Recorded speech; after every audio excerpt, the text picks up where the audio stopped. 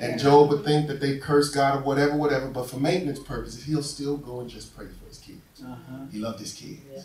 Job had cattle. He was rich beyond rich.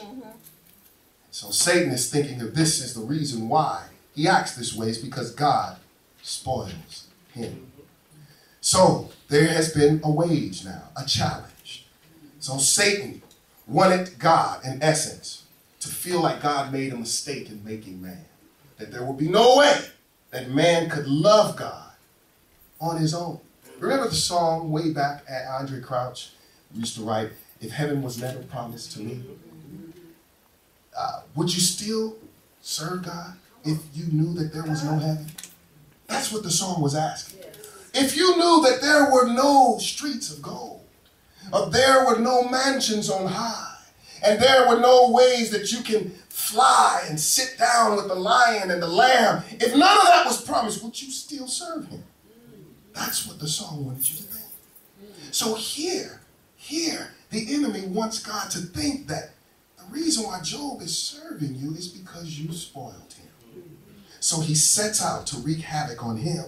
And sooner than know, his servants run to him, and the servants tell him, there was a marauding bandits, fire and wind have destroyed his servants, his livestock, which was where his money is generated.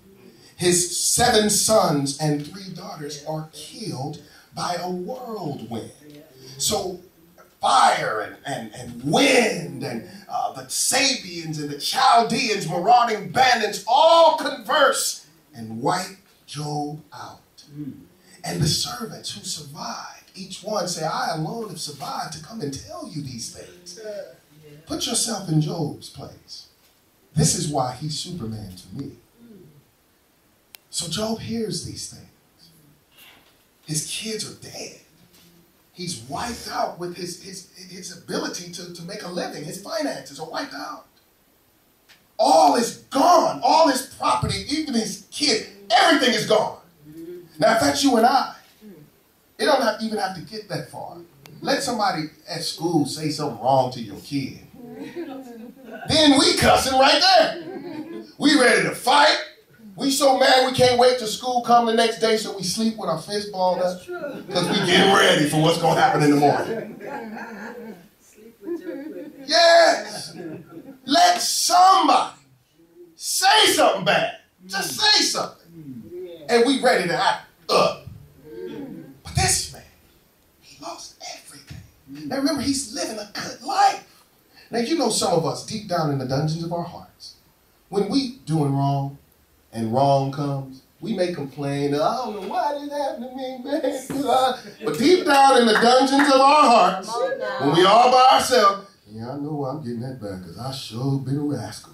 You know you done some dirt. Now you stop acting because everybody's not around now. So you know, yeah. So when you're going through, it kind of insulates you a little bit because you know you dished this out. What if you walk in a good life? What if you're being patient and humble and loving, and you're turning the other cheek, and still tragedy happens to you? Therein, there's a problem. Humanly speaking, we can't deal with that. Because we know we've done dirt. Deep down, we know, okay, I just started living right. You know, right. My great-grandmother would say, do wrong, wrong will follow you. So you do right, right gonna follow you. But if you do right, and wrong upon wrong upon wrong upon wrong, that's a problem. So they came to Job and told Job, you lost everything, man, including your kids. And bad kids, those kids that you used to pray for all the time, they're dead. So you're a parent now. You lost your kids. Forget all of the things you've lost, the material things. Your kids are dead. I'm trying to establish that this was just not an ordinary man. Come on now. It must have been something why God bragged on him. He must have some qualities that even the God of the universe could brag on him. Can he brag on you this way? Or when the celestial hosts meet and your name come up, God said, okay, we're going on to the next subject. Is God embarrassed when your name is brought up in the celestial courts? Or can he smile and say, yes, that's my child? So when Job heard all this, what was his reaction? He tore his robe like they do to show grief.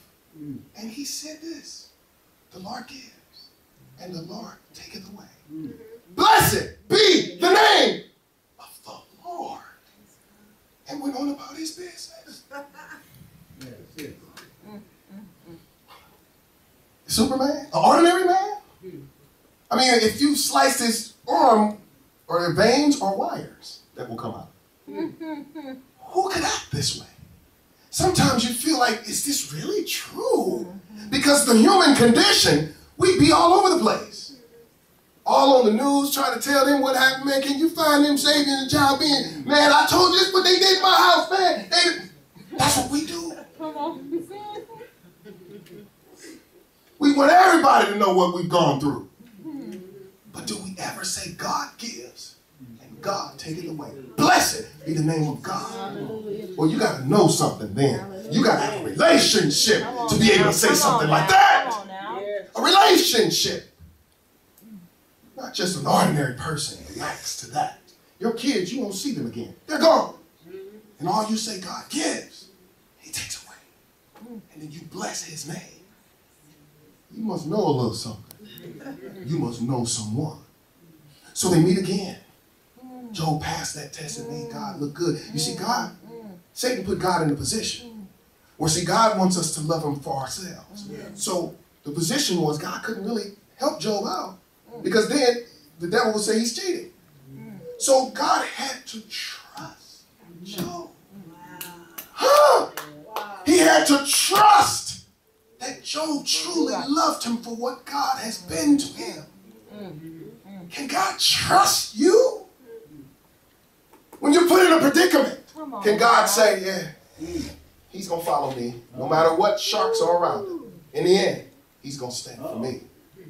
Or do you fall every time? So God could not say anything because Satan would say, you're cheating. That's not fair. So God had to be quiet and let Job work it out. So now they meet again.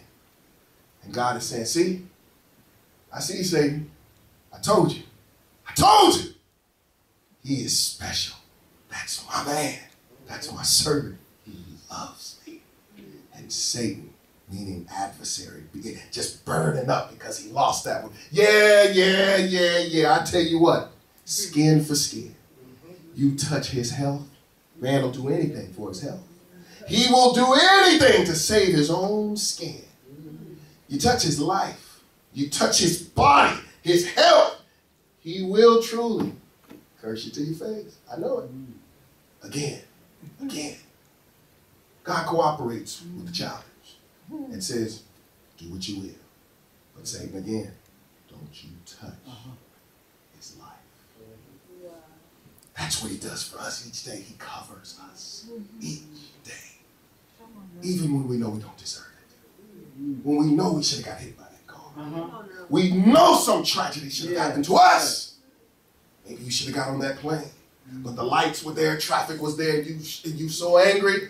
And if you read and you see on the news, that plane went down.